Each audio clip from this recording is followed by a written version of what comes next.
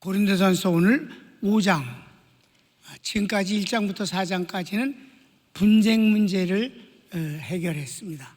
복음적으로 너무 근사했어요. 5장은 음행 문제입니다. 서원을 읽을까요?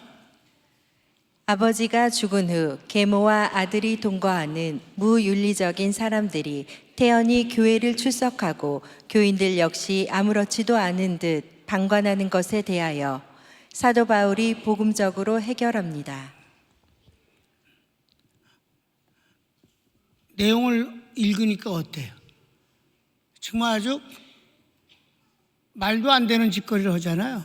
그 말도 안 되는 짓거리를 하는 놈은 그렇다 치고 교인들이 아무렇지도 않게 그걸 받아준다는 거예요. 고린도라는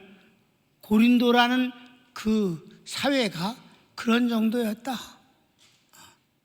이미도 얘기했지만 서로 총론할 때 지금도 고린도에 가면 아주 큰 바닷가에 그 언덕 위에 큰 건물이 있습니다. 어마어마하게 커요. 그게 사랑의 여신 신전입니다. 그 사랑의 여신이 누군가? 사랑의 여신들이 많은데 그때 당시 3천여 명이나 되는 것이 창녀였습니다. 사랑의 여신을 참배하러 가는 것이 곧 창녀를 만나러 가는 일입니다. 아무렇지도 않게 생각했어요. 그게 아직까지도 건물이 남아있다니까. 그러니까 그 사회적 분위기라는 것이 정말 무서운 거예요. 나라마다 그 문화가 달라요. 그래서 인식도 다 많이 다릅니다. 깜짝 놀라는 일도 많이 있습니다. 나라들 가보면. 또 한국은 뒷구녕으로는 어떨지 몰라도 보수적이지, 한국은 아주. 네. 자, 1번 읽읍시다. 믿지 않는 사회에서도 찾기 힘든 무윤리적 음행입니다. 곧 아버지 엄마가 살았는데 그 엄마가 계모예요. 아버지가 죽었어. 아들이 그 계모하고 사는 거야. 지금 그 문제예요. 자, 1절을 읽읍시다. 너희 중에 심지어 음행이 있다 함을 들으니 이런 음행은 이방인 중에라도 없는 것이라 누가 그 아비의 아내를 취하였다 하는도다. 그래요. 2번. 방관하는 교인들도 똑같은 수준의 모습입니다. 그렇습니다. 읽어봅시다. 그리하고도 너희가 오히려 교만하여져서 어찌하여 통한이 여기지 아니하고 그 일 행한 자를 너희 중에서 물리치지 아니하였느냐. 내버려 둔단 말이에요. 아무렇지도 않게 보는 거예요. 그래서 3번. 사도 바울은 이 사실을 확인한 즉시 판단하였다고 합니다. 비교적으로 분쟁 문제는 1장에서 4장의 내용으로 깨닫게 하고 변화시켜 회복시킵니다. 설명을 좀 읽을까요? 상담으로 치유되는 병이 있는가 하면 수술로 치료하는 병도 있습니다. 분쟁 문제는 수술을 하면 갈갈이 더 찢어져요. 그러니까 1장부터 4장까지 긴 복음을 증거하고 점진적으로 해서 마침내 분쟁은 부끄러운 일이다. 우리는 하나님의 어떤 존재인데, 그리고 주의 종이 어떤 존재인데 이 분쟁하는 건 부끄러운 일이다 그래서 스스로 정리해버리게 만들었단 말이에요. 그렇지만은 이런 거는 수술을 하는 것이다. 싹 수술을 해버리는 것이 깨끗하게 되는 것이고 또 전이도 안 되는 것이다. 그러니까 이런 문제는 상담을 하는 거 오래오래 끄는 게 아니라 싹둑 잘라버린다. 성경을 읽읍시다. 내가 실로 몸으로는 떠나 있으나 영으로는 함께 있어서 거기 있는 것 같이 이 일 행한 자를 이미 판단하였노라. 계속 판단했어요. 판단해갖고 그래서 4번 어떻게? 이런 자는 사탄에게 내어주어 육신은 죽고 영은 마지막에 구원 얻게 하는 것입니다. 4절 5절입니다. 읽읍시다. 주 예수의 이름으로 너희가 내 영과 함께 모여서 우리 주 예수의 능력으로 이런 자를 사단에게 내어주었으니 이는 육신은 멸하고 영은 주 예수의 날에 구원 얻게 하려 함이라. 아주 쉽지 않은 말씀입니다. 이런 자는 사탄에게 내어주어서 육신은 당장 죽어버리게 하고 영은 주의 날에 구원 얻게 하렵니다. 왜? 이 사람이 예수 믿고 구원받은 사람이니까. 여기서 여러분에게 복음적 결론을 내가 설명을 했어요. 뭐라 그랬어요? 죽음의 벌을 내리면서도 죄가 구원을 파괴하지는 못하기 때문입니다. 그들의 죄는 죽음이라는 벌을 내렸어요. 하나님 앞에 저를 죽여버리겠습니다. 사탄에게 내어주어. 사탄이 뭐예요? 사망 권세 잡은 자, 그에게 죽여버린다. 육신은 죽여버리지만 영은 주님의 날에, 주님이 재림하시는 날에 구원 얻게 하려 함이라. 구원 얻은 성도가 죄 때문에 구원이 파괴되는 일은 없기 때문이옵시다. 이게 복음입니다. 믿으시면 아멘. 그거 너무 심한 거 아닙니까? 뭐가 심해? 구원은 어마어마한 가치야. 구원은 하나님의 생명이야. 하나님의 생명과 하나님의 구원이, 하나님의 의가 인간의 죄 때문에 파괴될 수는 없는 거다. 이게 복음입니다. 옛날에 극동방송에서 복음을 강의할 때 자살하면 지옥 간다는 말이 옛날에는 있었어요. 요즘은 그런 말 안 하죠, 잘. 요즘 젊은이들은 그런 소리 들어보지 못했지. 옛날엔 자살하면 지옥 간다고 그랬어. 하나님이 주신 생명을 지가 죽으면 지옥 간다고. 지가 복음에 있어? 네가 복음에 있어? 성경에는 없어요, 이런 거 말씀이. 구원받은 사람은 어떤 일에도 구원이 파괴될 수는 없는 겁니다. 하나님 앞에 벌을 받겠지. 그러나 구원은 구원 것입니다. 그랬더니 또 전화가 너무 많이 온다고 그래. 극동방송으로 항의 전화가. 누가? 목사님들이. 그래서 나한테 돌려라. 그래서 나한테 그래서 차를 타고 가는데 전화가 왔어. 대화를 하는데 목사님 자살해도 구원받는다고 말씀하셨죠? 그래서 나는 자살해도 구원을 얻는다고 그러진 않았어. 자살하는 놈 중엔 별 놈이 다 있으니까. 구원받은 사람이 자살이라는 죄를 저질렀다고 해서 구원이 파괴되지는 않는다는 말이야. 자살해도 구원을 얻는다는 말은 아니야. 구원 얻은 사람이 자살을 했다고 해서 구원이 파괴되지는 않는다고 말했어, 분명히. 그래서 구원은 어떠한 것으로도 파괴할 수 없는 일이야. 그건 하나님의 것이기 때문이야. 하나님의 의이기 때문에 그래. 하나님의 의를 선물로 받은 것이기 때문에 우리는 파괴돼도 선물 주신 그건 파괴가 안 돼. 그게 구원이야. 그래서 그랬더니 그거 좀 이해가 좀 안 됩니다. 그게 큰 죄 아닙니까? 그래. 그럼 당신은 그럼 예수 믿고 목사 된 뒤에 죄 안 졌니? 가만히 있어. 야, 내가 예를 들을게. 예수 믿고 구원 얻은 사람이 실수로 사람을 죽였어. 남을 죽였다고. 그럼 그 남을 죽인 살인죄 때문에 지옥 가니? 아니, 안 가지. 구원 얻었으니까. 야, 남을 죽였는데도 구원이 파괴되지 않네. 저를 죽였는데 뭐가 구원이 파괴되니? 남한테 손해 입힌 것도 없는데. 그러니까 가만히 좀 헷갈리게 하지 마세요, 목사님. 내가 언제 헷갈리게 했니? 그랬더니 반론을 제기해. 남을 죽인 사람은 회개를 했잖아요. 회개를 했으니까 구원을 받죠. 근데 자살은 회개할 기회가 없지 않습니까? 또 이단 같은 소리 하네. 그럼 회개가 구원을 얻는 수단이니? 회개를 하면 구원을 얻는 거야? 잘못했다고 빌면? 야, 잘못했다고 비는 건 믿는 사람만 하는 게 아니야. 믿지 않는 사람들도 많이 해. 감옥 가도 잘못했다고 그러고 잡혀만 가도 잘못했다고 용서해달라고 그래.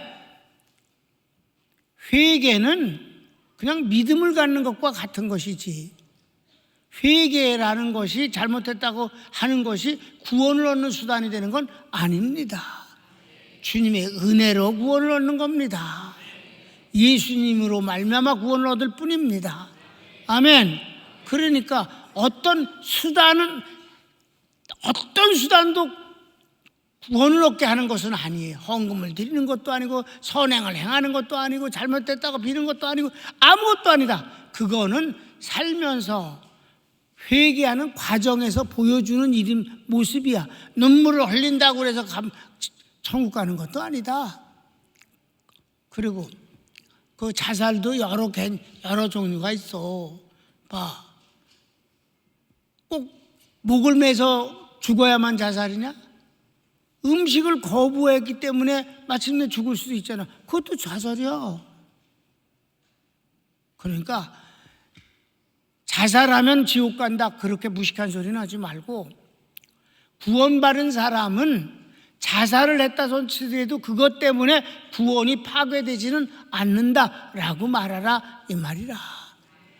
구원은 사람의 어떤 행위에 의해서 얻어지는 결과가 아니고, 선행도 아니고, 착한 일도 아니고, 유명한 일도 아니고, 대단한 일도 아니고, 예수님의 은혜 때문에 구원을 받는 거니까 어떤 것도 구원을 파괴하는 것은 없다. 여기서 그랬잖아요.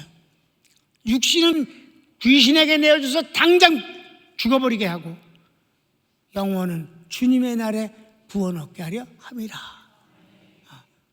구원이 파렴치한 죄 때문에 파괴되는 법은 없다. 그냥 무조건 죄는 죄일 뿐이다. 그러나 구원받은 성도에게 죄는 하나님 앞에 꾸중을 들을지언정 구원이 파괴되는 건 아니다. 우리가 끔찍한 죄를 저질러서도 구원이 파괴되지 아니하는 하나님의 놀라운 사랑 때문에 우리는 죄를 지을 수가 없는 거야. 아멘. 그런 사랑의 주인공이 됐고, 그런 사랑을 받는 사람이 어찌 구질구질한 데서 우리가 그 부정물에서 살 수 있겠는가? 그건 아니다. 하나님의 사랑을 인해서도 우리는 아름답게 살길 원한다. 그거지. 지옥 가지 않는 것 때문에 죄를 범해도 좋다는 건 아니다, 이 말이에요. 또 살다가 보면 실수도 있고 부족함도 있지. 그러나 그런 것 때문에 절망할 건 없는 거다. 그것 때문에 주님이 십자가에 죽어주셨으니까. 그러나 그걸 악용할 건 없다. 그 사랑을 인하여 우린 더 아름답게 살기를 원해야 된다. 원하는 것이면 됐어. 다 못 살아도 괜찮아. 원하면 됐어. 여기까지. 5번. 죄를 용납하며 그것이 사랑인 듯 자랑하는 것은 교만입니다. 그것은 오히려 회개를 방해할 뿐만 아니라 적은 누룩이 전체를 바꿔버리듯 교회가 오염되기 때문입니다. 죄를 지은 것을 괜찮다고 말하는 건 안 돼요. 자기에게도 그렇고 남에게도 그렇고. 아멘? 절대 안 되는 거예요. 그걸 마치 사랑인 양 착각하지 말라, 이 말이에요. 용서도 주님이 하시는 거고 구원도 주님이 하시는 거예요. 인간이 잘못한 사람을 위로를 해주고 감싸주려고 해서는 안 된다. 불쌍한 것을 감싸줘야지 죄를 감싸주는 것은 안 된다. 그 교인들이 그를 감싸주는 것은 그건 아주 해괴한 짓이다. 또 이런 거 있잖아요. 분쟁에서도 이미 얘기했지만 또 해주는 거예요. 어떤 잘못을 저질러서 목사님이 야단을 쳤어, 그 사람을. 그럼 목사님한테 야단 맞은 사람을 외롭게 해야 되는 거예요. 사랑이 많은 채하고 다 가자. 마음 아팠지? 상처받지 마. 목사님 성질 몰라? 그러면 그 사람은 위로가 되지, 그런 소리가. 그러나 그렇게 되면 그는 뭘 안 할까? 회개를 안 해. 난 잘못도 없는데 목사님이 괜히 그러셨다, 이렇게 되는 거예요. 그럼 뭐가 생겨? 그는 더 안 좋은 쪽으로 방향이 바뀌어진다 이 말이에요. 회개할 기회를 뺏어선 안 된다. 그럴 때는 그렇게까지는 해야지. 그래, 상처가 되지, 야단 맞았으니까. 그러나 목사님 말씀이 오라. 그러니까 이럴 때 우리가 이제 바뀌어지고 그러면 더 좋은 쪽으로 가지 않겠어? 이렇게 해줘야지. 목사님 성격 알잖아. 있다고 소리해선 안 된다 이 말이야.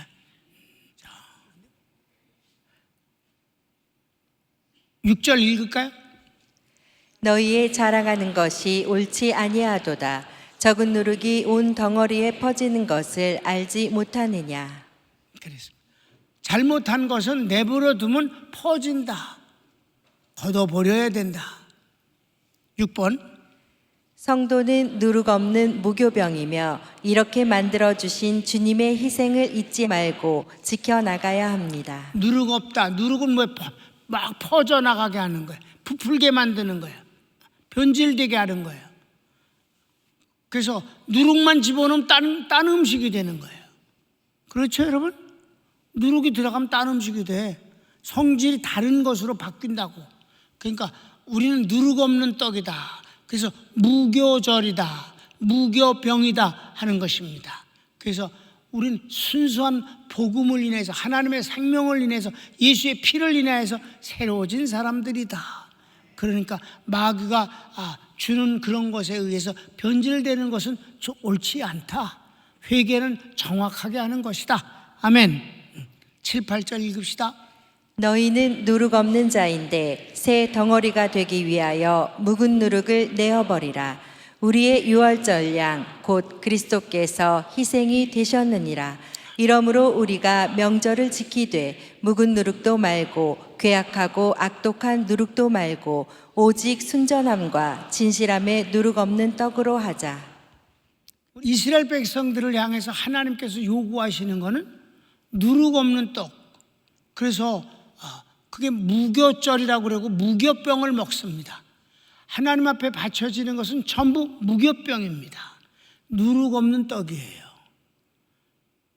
그러니까 하나님은 우리를 그렇게 하나님의 사람으로 구별해 놨기 때문에 원수가 몰래 그들의 모든 생각과 사상과 이런 이념들을 집어넣어서 변질되는 것을 아주 주님은 원하지 않으시고 싫어하십니다. 우리 평강교회는 누룩 없는 떡들이에요. 왜? 유월되어지는 일, 팬데믹 때 병에 대해서 우리가 하나님 앞에 기도하고 우리는 예배를 드리겠습니다 라고 하나님 앞에 유월시켜 주시옵소서 라고 했고, 하나님은 유월시켜 주실 때 우리 교회 중에 한 명도 반대하거나 거기에 대해서 항의하는 사람이 없었습니다. 여러분, 얼마든지 이유는 있었습니다. 교회가 국가적인 이 방역 시책에 협조를 할지언정 그걸 방해해서는 됩니까? 이런 소리를 했어요. 그럼 예배는, 그럼 하나님 앞에 예배는 방해받아도 되고, 거기에 대해서는 아무 말도 안 했어요. 예배를 안 드리겠습니까? 영상으로 오면 되지 않습니까? 박박거렸어. 영상은 예배가 아니야. 예배를 대체하는 수단이지.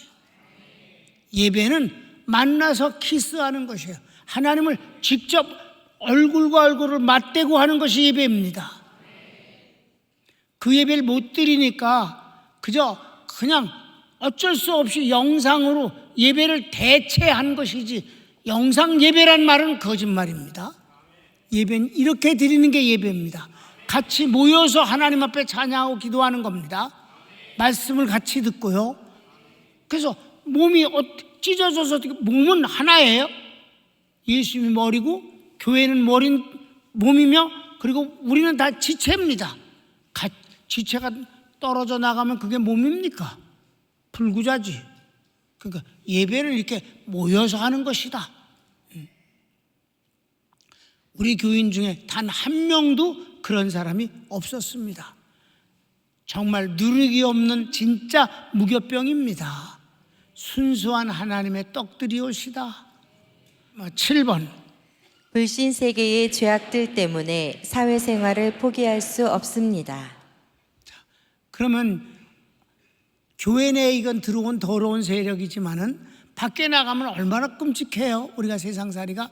그럴 때 우리가 어떻게 살아야 되는가? 그들이 그런다고 그래서 우리가 사회생활을 포기할 수는 없는 거다. 더 의젓하고 당당하게 살아야 된다. 아멘. 이건 굉장히 중요한 거예요. 특별히 젊은이들에게 이거는 꼭 필요한 말씀이에요. 주님이 뭐라고 말씀하시는지 한번 봅시다. 내가 너희에게 쓴 것에 음행하는 자들을 사귀지 말라 하였거니와 이 말은 이 세상에 음행하는 자들이나 탐하는 자들과 토색하는 자들이나 우상 숭배하는 자들을 도무지 사귀지 말라 하는 것이 아니니 만일 그리하려면 세상 밖으로 나가야 살 것이라. 이제 내가 너희에게 쓴 것은 만일 어떤 형제라 일컫는 자가 음행하거나 탐남하거나 우상 숭배를 하거나 후욕하거나 술 취하거나 토색하거든 사귀지도 말고 그런 자와는 함께 먹지도 말라 함이라. 아멘. 그랬대. 교회 내에서는 그건 정리가 돼야 되지만 세상에 나가면 다 그런데 거기서 너가 안 놀아. 그러면 너 어떻게 살겠니? 그럴 수는 없는 것이다. 세상에 나가서는 그러니까 여러분 내가 담임 목사가 성도들이 그런 가운데서 직장 생활하고 사업하고 장사하고 이런 일이 얼마나 쉽지 않겠는가 하는 생각을 한다 이 말입니다. 그러니까 아침밥 먹을 때 여러분을 위해서 기도한다 이 말이에요. 하나님. 그러면 그런 건 어떻게 할 때 어떻게 하면 가능할까? 자, 거기 설명표를 읽어 시작. 성도의 신앙과 지혜가 성령님으로부터 공급되어야 할 이유입니다. 하나님의 은혜가 충만해야 그때 지혜가 발동하고 담대함이 나오고 그리고 믿음이 나오지 않겠는가? 여러분이 그렇게 하나님의 은혜 가운데서 살기를 바랍니다. 목사야 뭐 그런 일이 뭐 없잖아. 아예 상대를 안 하면 그만이니까. 성도들이 어떤 면에서 보면 마음이 짠하다 이 말이에요. 그런 데서 그런 가운데서 돈 벌고 살아야 되니까. 마지막 8번. 믿지 않는 사람들은 하나님께서 직접 심판하시지만 교회는 하나님의 나라요 가정으로 구별된 집단이므로 사도와 함께 성도들이 이런 자를 내쫓아야 합니다. 교회는 교회다워야 한다. 아멘. 그래서 많은 교회들이 전도가 하도 안 되니까 1층 로비를 카페로 만들어 갖고 동네 사람들이 거기 와서 커피 마시게 함으로 말미암아 교회를 좀 들어올 수 있는 기회를 주려고들 그럴 때 내가 그랬어요. 야, 역류한다 역류해. 지금 카페들 다 없어져. 카페는 우리 같이 해야 돼. 우리 성도들을 위해서. 아멘. 그럼 그런 거예요. 자, 성경을 읽읍시다. 외인들을 판단하는데 내게 무슨 상관이 있으리요마는 교중 사람들이야 너희가 판단치 아니하랴. 외인들은 하나님이 판단하시려니와 이 악한 사람은 너희 중에서 내어 쫓으라. 아멘. 교회는 교회다워야 한다. 교회는 교회다워야 되고 예배는 예배다워야 하고 성도는 성도다워야 하고 하나님은 하나님 되셔야 합니다. 그냥 주의 종은 주의 종 자리에 있으면 되는 거고 교회는 교회다우면 되는 거예요. 오케이. 성경 읽었지? 그럼 결어를 읽고 마치겠습니다. 무윤리는 사회가 용납하지 않기에 교회가 지탄을 받게 되고 복음 전파에 방해가 됩니다. 복음은 율법주의가 아니지만 그렇다고 무율법주의도 아닙니다. 주님을 믿어 구원받고 주님 말씀을 순종하여 생활합니다. 이 결과 축복을 받습니다. 아멘. 아무런 말을 더 보탤 게 없어요. 어떤 사람이 다른 건 잘 몰라도 결혼만 잘하면 돼. 아니야. 결혼은 위에 걸 다 알고 나서 결혼가 중요한 거지. 결혼만 알면 무슨 소용이 있어요. 손을 모읍시다. 주님, 고린도 교회에 일반인들도 용납하기 어려운 문제가 생겼습니다. 계모하고 부부처럼 산다는 것은 부끄러운 일이며, 그 부끄러운 것을 교회를 다니는데도 교인들이 아무 말도 안 하는 건 더 끔찍한 상황입니다. 교회가 교회답지 못합니다. 하나님, 우리가 윤리를 강조할 필요는 없지만 윤리를 무시해서도 안 됩니다. 복음은 윤리를 포함하고 있고 윤리보다 위에 있습니다. 복음의 사람, 성령의 사람이 되는 것이 그래서 중요합니다. 주님, 우리 평강교회를 축복해 주셔서 감사합니다. 종이 윤리설교, 도덕설교 정말 한 번도 안 했습니다. 이렇게 고린도전서를 공부하다 보니까 이 문제를 다뤘을 뿐이지, 설교는 한 번도 안 했어도 우리 평강교인들 아름답게 삽니다. 주여 감사합니다. 축복입니다. 은혜입니다. 주님의 이름으로 축복합니다. 아멘.